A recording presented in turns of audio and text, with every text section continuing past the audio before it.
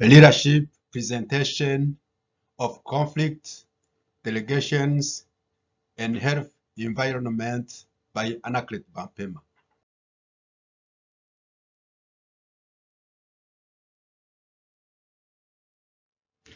Conflict situation. It's a conflict between two CNAs. One CNA comes, get a linen card and put her name on it.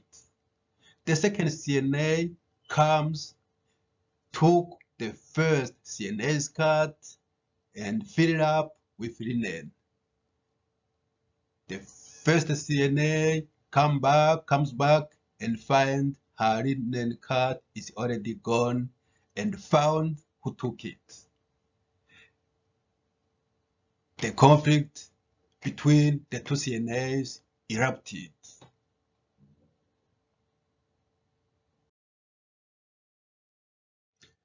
Now we are in a conflict situation between two CNAs. So we are going to see the step for management of this conflict. The first step is going to be competing. The first CNA accuses the second CNA for stealing her stuff. The first CNA shows her name on the card. But the second CNA says that she didn't see the name because the name of the card was hidden. The first CNA is winning because her name was on the card. According to Marquis and Houston 2017, only one party wins, the other is competing regardless.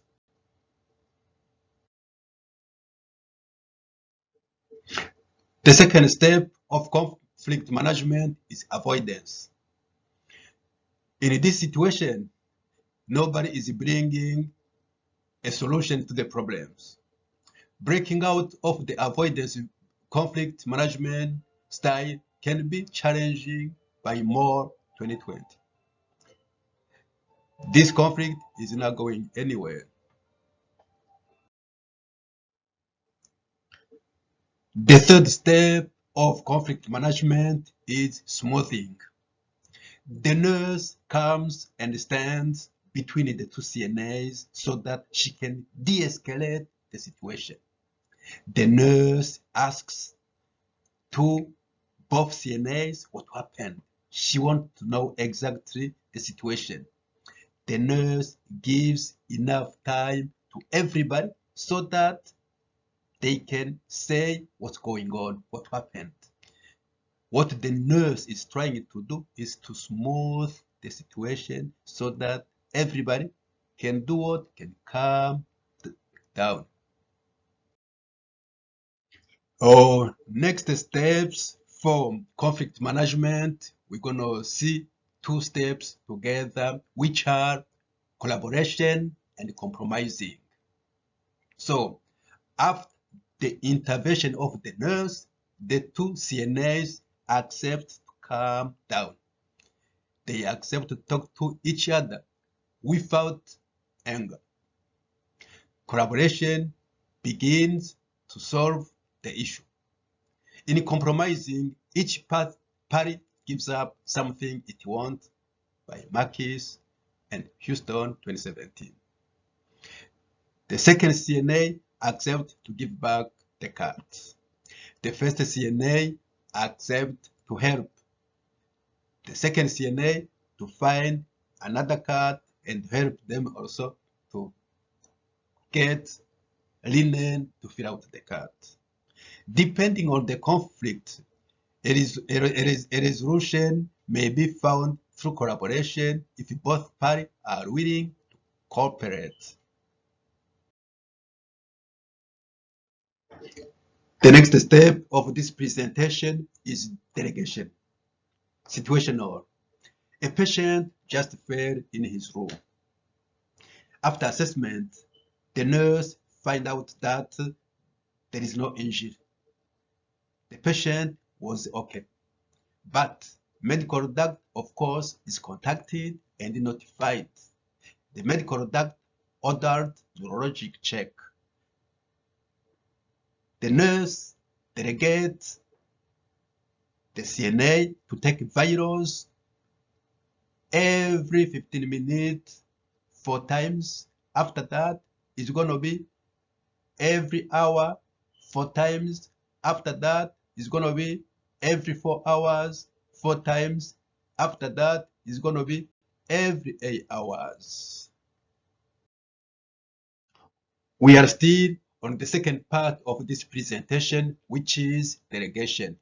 Now, we're going to see the 5 rights of delegation. Right task. Do not tell a CNA, for example, to do wound dressing. That's not a task for a CNA. Right circumstances. For example, a patient needs to be stable or free of pain. If the patient is in pain, you're not going to do, for example, wound change. You need to give him pain medication so that the pain can be lessened. The right person. Here, what we need identifiers so that you can know exactly that you are doing the task to the right person. All right, direction and communication. Here,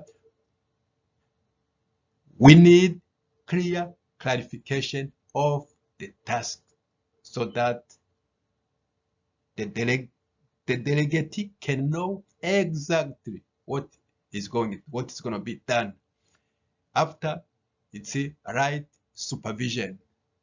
Here, what is needed is appropriate monitoring so that you can make sure that the task is done in the right it is supposed to be done. We have to ensure that any nursing task delegated is conducted appropriately and properly followed up.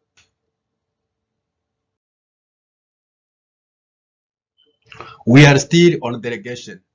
The next step is going to be strategies for successful delegation. We need to identify skills and education needed to perform the skill. What that means? It means that we need to know exactly what skills is needed and what education is needed to perform the task. This means also that we need to know the requirement to perform this task so that we can choose the right person to perform the task. Second, we have to plan ahead. We cannot improvise to do a task. We need a preparation so that we can perform very well the task.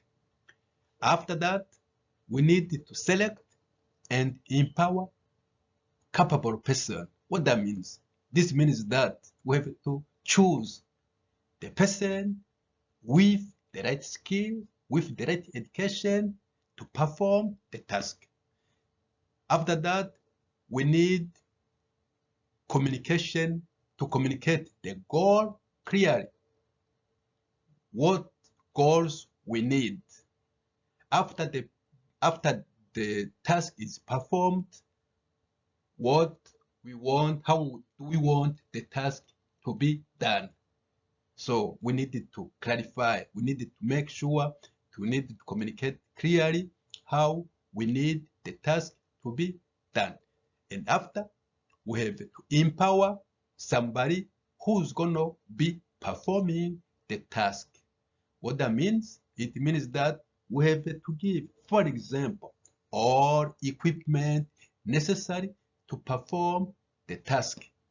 If, for example, he needs blood pressure machine, he needs a blood pressure machine. Whatever he needed to perform the task, I don't care what it is,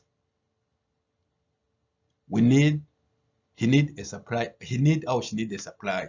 So after that, we need to set a deadline and monitor the progress. Yeah, we cannot let somebody go doing the task. We have to monitor how it's doing.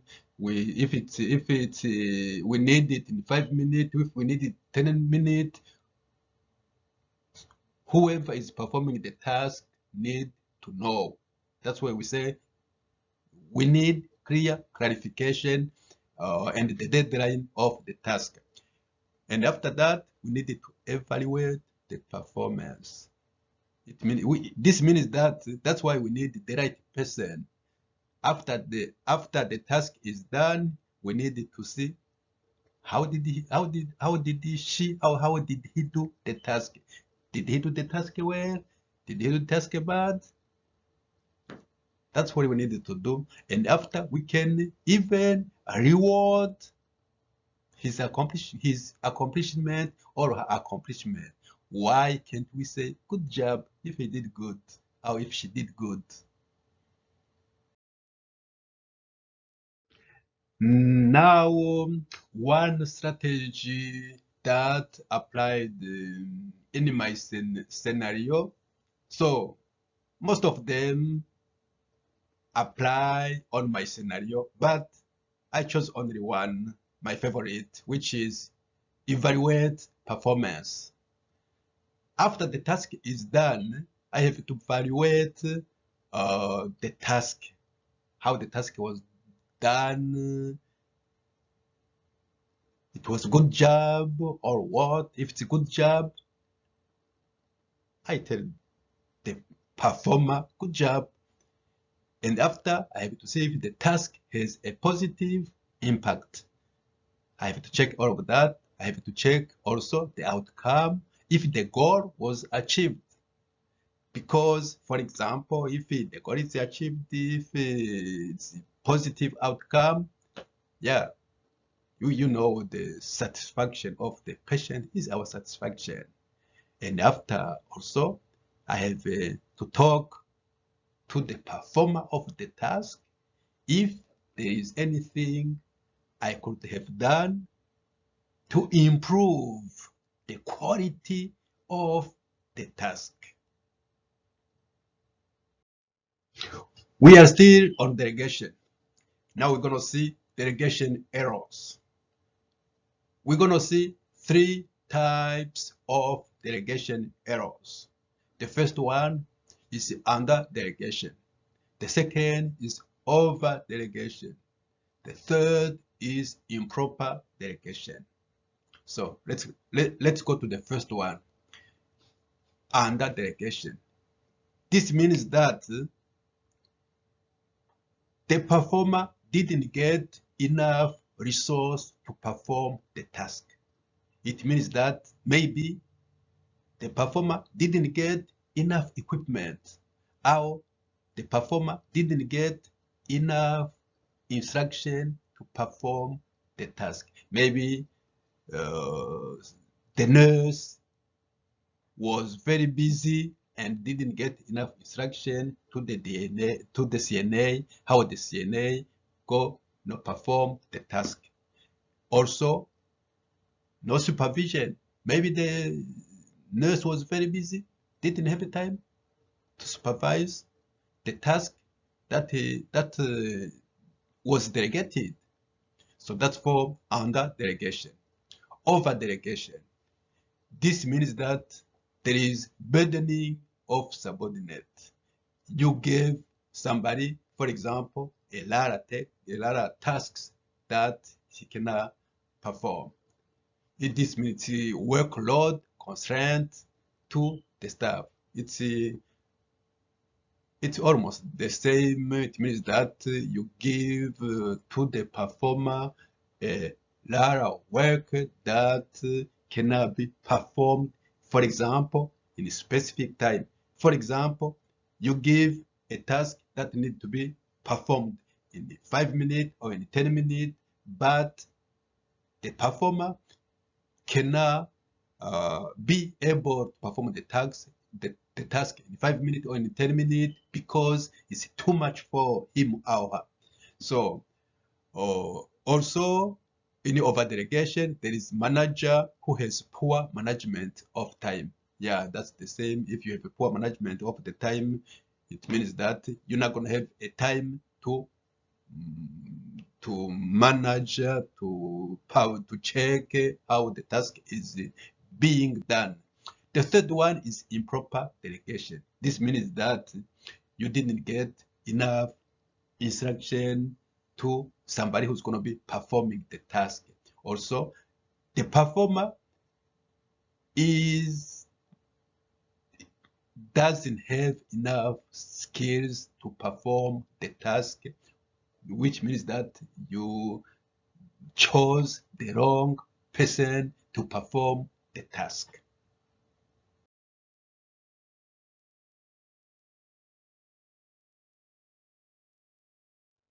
The third part of my presentation is healthy work environment.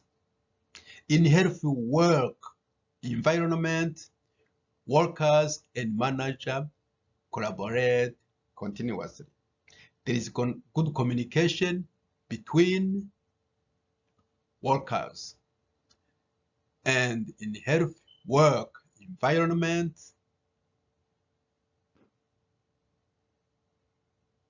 there is improvement of health, safety, and well-being of not only workers, even patients. In health work environment, there is a good production of the business. According to Blake and Collins 2017, health work environment are tied to better patient outcomes. My workplace is a very healthy environment. It's a good place to work. We have a good management. If you need help, everybody is happy to help you. Now we're going to see an effective leader.